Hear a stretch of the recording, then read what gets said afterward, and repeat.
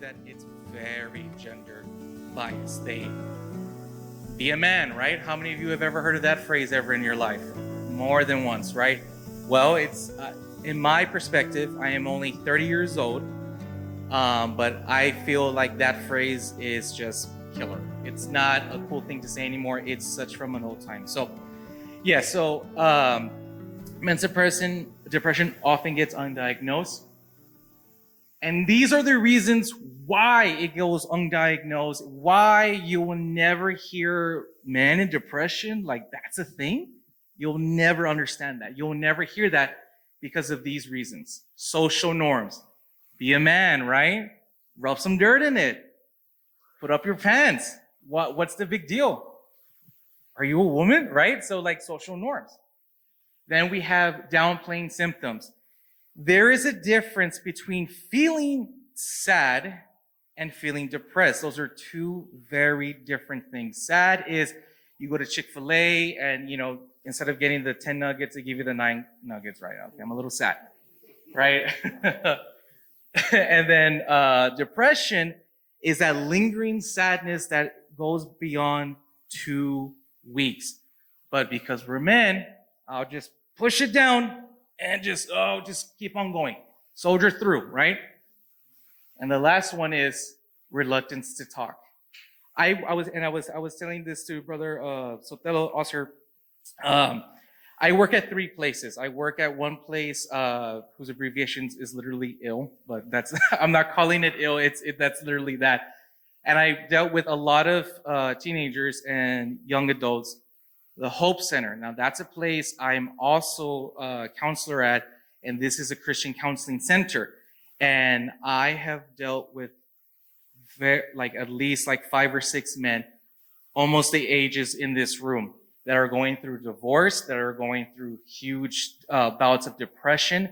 And the number one thing they always tell me, Mr. Mark, you're so thoughtful, and it's crazy. I didn't even know there were male therapists. In my career, it's primarily dominated by females, but there are men.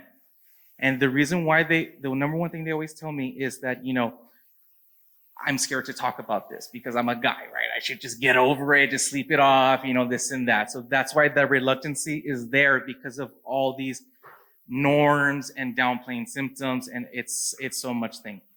So talking about all that stuff, right? All these things. Well, Mark, what are normal things?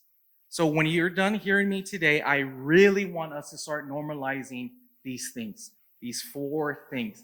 I want us to start normal. And I say normalize, but guys, these are normal things for us. Like Joe was saying, we're emotional creatures. We definitely need to start accepting emotions. It's not an easy thing to do. Trust me, I've dealt with a lot of guys that still, but it's not a big deal, right? Like, you just lost your father. You just lost someone. You're going through a divorce. And you're going to sit there and tell me, it's not that big of a deal? It's okay to cry, man. I remember one instance with an 18-year-old. He had a lot of anger issues. And I told him, you do realize you're allowed to feel angry. The silence went on for 15 minutes, but you can hear the little gears in his head. He didn't know he had that choice because he was a guy. Men aren't supposed to feel stuff. Just get up, live life, die, and then meet God. But it's in that in-between that things get a lot of, screwy. So, accepting emotions, and this one right here, speaking up. If you're a guy and you say, hey, I'm not feeling okay, do that. There's nothing wrong with that. It's a normal thing to do. Think of it always this way. If your friend was in this room and he was speaking up about his mental health issues, why not do that for yourself? If your friends would do it and you would be there for your friends, then you know what your friends are going to do with you. Asking for help. This is another big one, especially the men at that Christian counseling center that come to me. That's a sign for help. That's them asking for help. It's okay if you do not know the answers to this particular solution. There are resources here at the church within Laredo. There actually are a good amount of resources located here. And the last one here is a big one. I always say this to all the men. It's okay to not be okay. Most people say it's okay, just be okay. But come on. How long can you fake that smile? How long can you put on this Superman act? I have seen men who are 4 decades older than me cry for the first time in their life, and it's like the most cathartic thing for them because their whole life they're told they have to just hold it in. I'm the provider for my family. I have to feed them, give them money, and do all this, lift all this weight. But what I bet you guys didn't understand is, or even consider this, being emotional is also a provider. Being able to cry with your family and show that cryiness is not a sign of weakness. That's the greatest sign of strength. When you can finally let go of that shield, sit down and just say, I'm not okay. I'm not okay with this. This sucks. But you see, because we're men, we can't say that. You can never say that. You gotta suck it up, rub some dirt, and be a man. Trust me, my own father has told me that multiple times, and it didn't really help. It just made me feel bad, right? So that's why men don't want to talk about mental health, because I'm sad because of this. Well, you're a guy. Just shut up. Just get over it, you know? So this is what we want to start normalizing. And these are normal things to begin with. So then now, Mark, what can we do? What can we do to help? So these, because I know we're guys, right? I know Joe was just talking about, crossbow, axe throwing, right? Sometimes actions are a little bit better. So one of the things I love to tell the men is always make an observation. Now, this is not saying, hey, bro, you're depressed. Come over here. Come, let's all talk. Let's all talk about Mark. He's super depressed. Come, guys. Come, we noticed something wrong about Mark. Make an observation. Now, this is how Mark, the therapist, talks. You don't have to say this word for word. You can make your own script, but just follow the gist of it, right? Hey, I noticed you seem a little more tired lately than usual. Is everything okay? That's my language. That's how I talk. Use that in any way, shape, or form that you want. But what you don't want to do, right, is like, hey, bro, you seem depressed. Like, are you good? And just like make it a huge, like, okay, great, we're talking about it, but let's approach it gentle, right? You don't shake a baby, right? You swallow it, you call it, right? So go at your own pace, use your language. I don't want you all to feel like you have to say this word for word, because can you imagine that if you're following the script? Your guy's gonna pick that up super quick. Hey, bro, all right, I noticed lately, okay, I've noticed you've been feeling, super robot. It sounds like a salesman. It's like you're trying to sell something, right? Like your feelings. So this is the first one, make an observation. Second one, walk and talk. Once again, this is Mark the therapist using his language. Hey, let's go for a walk and talk, or let's go get some coffee. Let's go to Paulitas. Let's go to Bolillo's. Go to a restaurant. This one I really like because you want to do an activity you both are going to enjoy. I know my dad way back then had a bowling league. Okay, then maybe instead of the whole league, especially if you don't want the whole crew to know, but one guy you're really close with, you two go bowling. And in between frames, talk.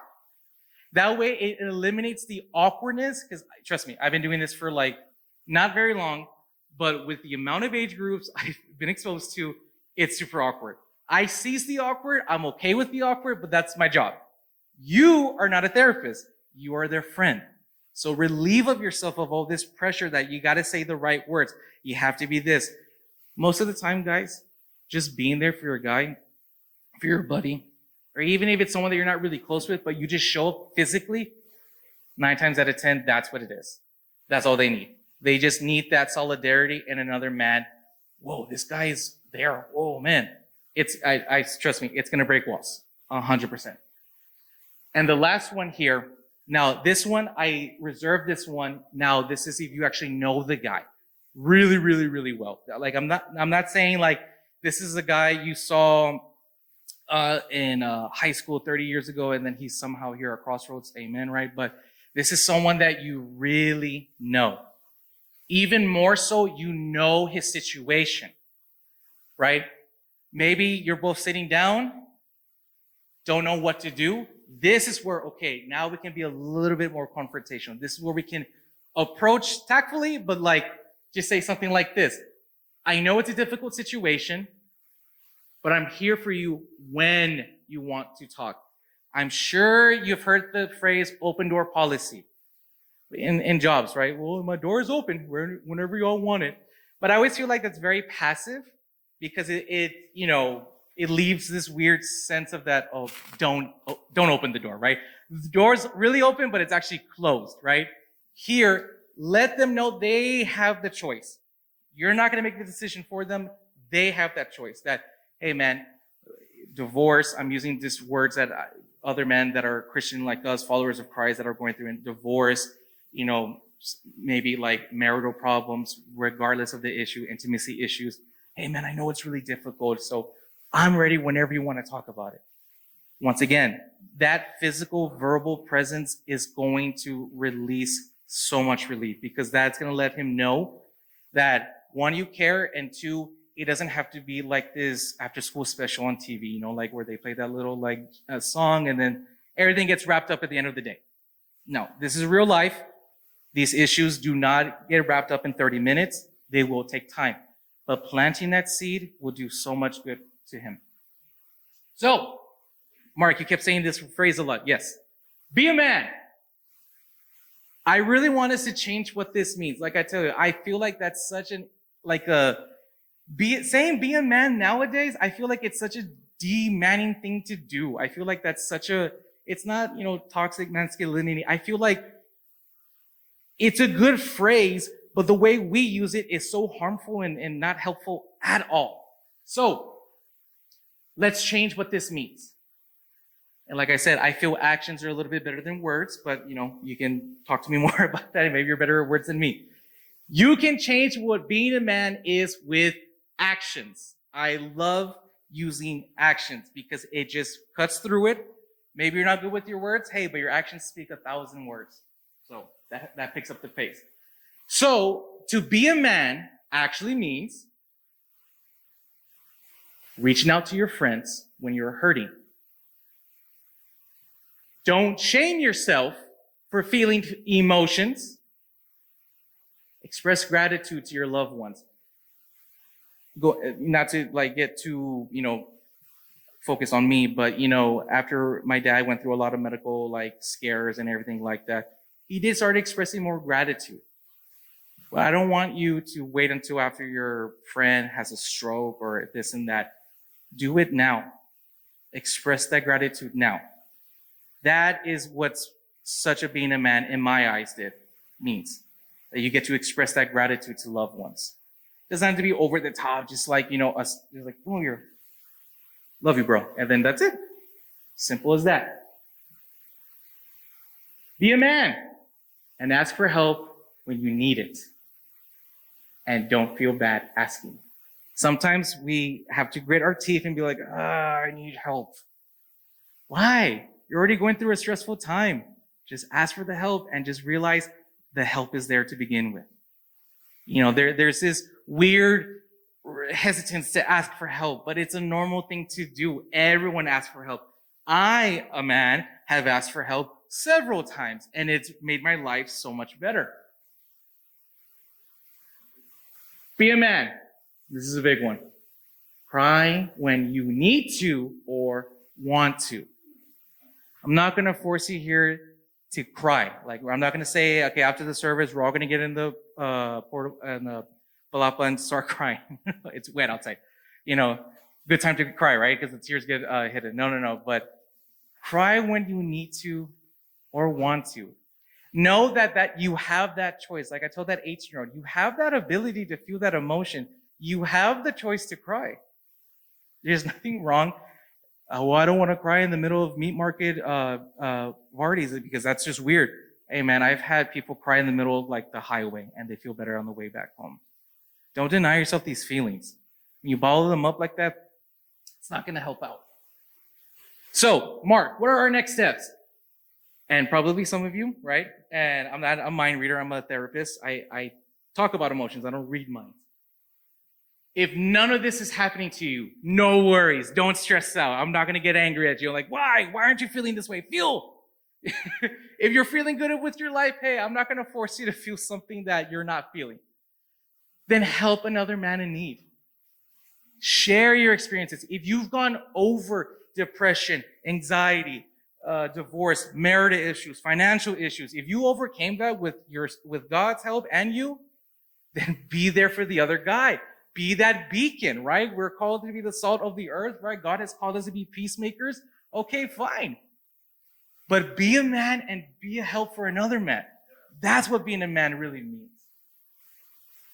And when I was going through this, and I'm wrapping up here, Psalm 30, verse 5. There's one particular part I want to focus on, and this is weeping may stay for the night, but rejoicing comes in the morning. Now, I don't want you to think I'm toxic positivity. And yes, that is a word. There is a thing called toxic positivity. While your circumstances may not change, maybe you're right now in a life of pain and you don't know. I want you to know it's not always going to be like that. Why? Because your circumstances may not change, but your perspective can. Joy will come. God will give us that hope, that peace, that understanding that will suppress all human understanding. But it's through God. I know sometimes these situations can get tough. I don't know the walk of life any of you are going through, but what I do know is that when it comes to being a man, there are so many things you can do that will reflect in a healthy way what it means to be a man. But it all starts with what we're doing up here, guys.